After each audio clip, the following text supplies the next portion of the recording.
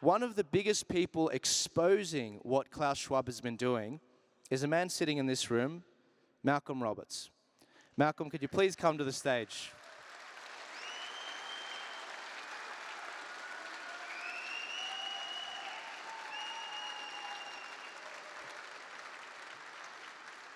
Now, Malcolm is a senator for One Nation.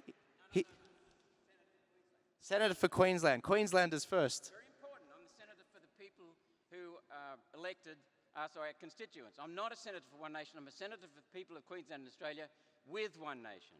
Absolutely. Absolutely. And Australia first, Queenslanders first.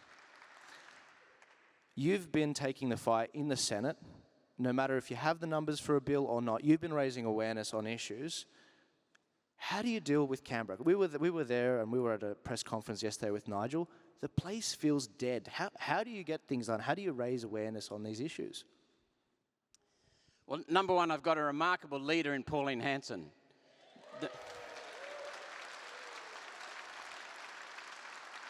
And I mean that sincerely, because Pauline has been in there fighting for a long, long time, and nothing deters her, and if she says something, she means it. So I can trust her. If I disagree with her and I talk to her about it, she'll either say, give me your facts, in which case I'll give them to her, and she'll say, fine, we'll change our mind. Or she'll say, no, I don't agree with you. So that's wonderful. You know exactly where you stand, and she likes it when I tell her exactly where I stand. So that's the first thing. But the second thing is that we do what we think is right. That's fundamental, because then it doesn't matter what I do, I'm comfortable with it. I don't care who criticizes me, how much they criticize me. If I'm doing the right thing, then I'm very, very comfortable. So I don't care what people think.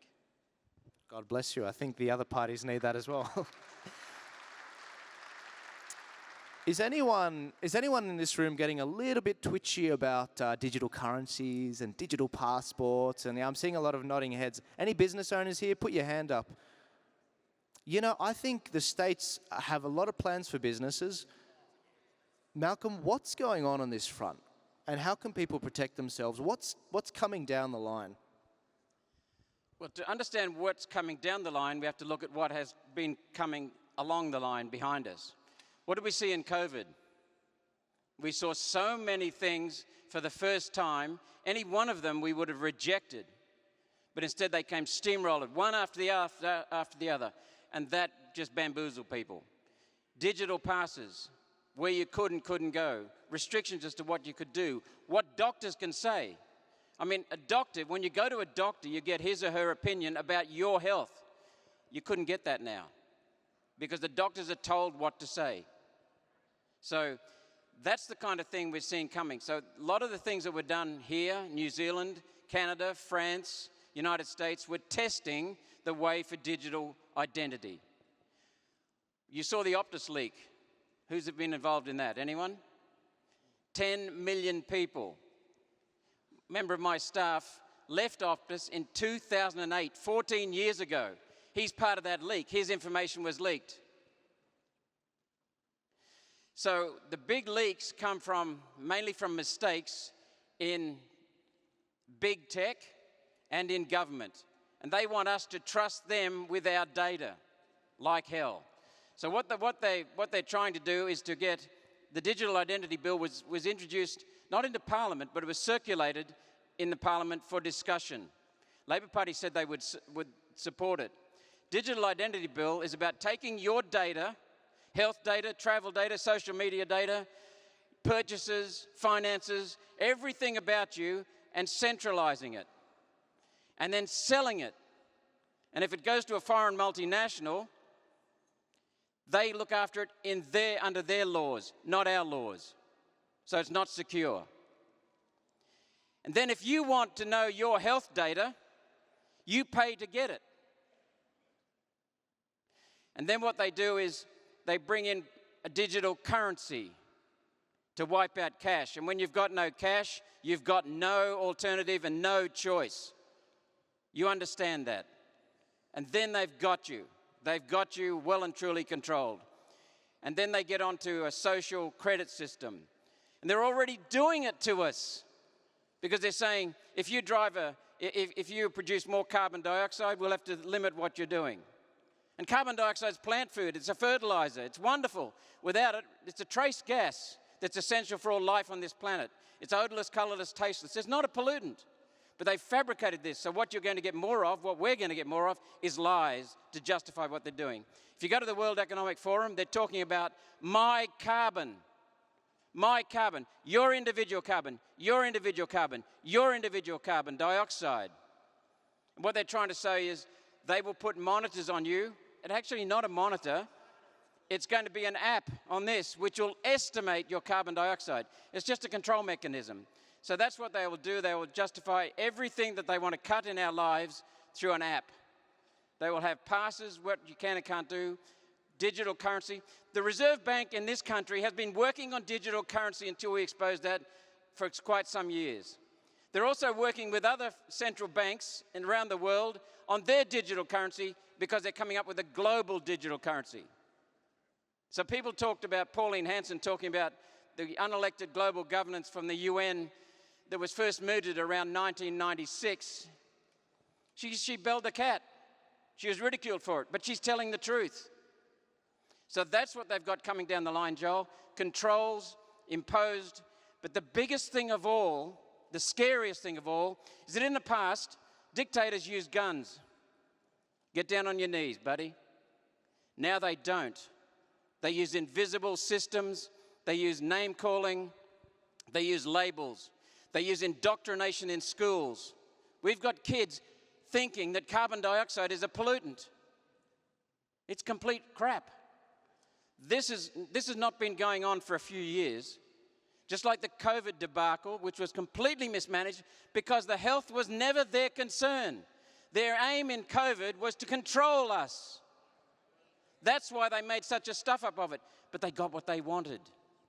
So this has been underway since 1944 with the formation of the UN for that very purpose. Now, 10 years ago, I would have laughed at anyone saying that. I know that for a fact. The UN senior people have been telling us that for a number of years. Ottmar Edenhofer, Maurice Strong. Maurice Strong concocted global warming, changed that into climate change. He did it, and then guess who formed the Chicago Climate Exchange for carbon dioxide credit trading? Yes, and who was on the directorships? Maurice Strong. Maurice Strong was a crook. A crook. And he had two aims in life. He stated them. Unelected socialist global governance and deindustrialization of Western civilization. What's happening in Britain? Deindustrialization. What's happening in America? Deindustrialization. What's happening in Europe? Deindustrialization. What's happening in Australia? Deindustrialization. We're heading back to the caves, but there's one thing that's really important, and that is the people. If we wake up, that's how we can stop them. Pauline Hanson wanted a royal commission into financial services in this country. Turnbull was the Prime Minister, Morrison was the Treasurer. Morrison said 26 times, you're not getting one. Turnbull said 16 times, you're not getting one. So Pauline did a deal and got an inquiry that was called the Senate Select Inquiry into Lending to Primary Production Customers. She got that out of Turnbull. She made me the chair of that. We went out into the bush, Pauline's team and my team, and we helped the farmers put together submissions. We then held inquiries in the bush, and we loaded up all the information, and then we held the banks accountable in Sydney and in Canberra. We embarrassed them so much, here she is.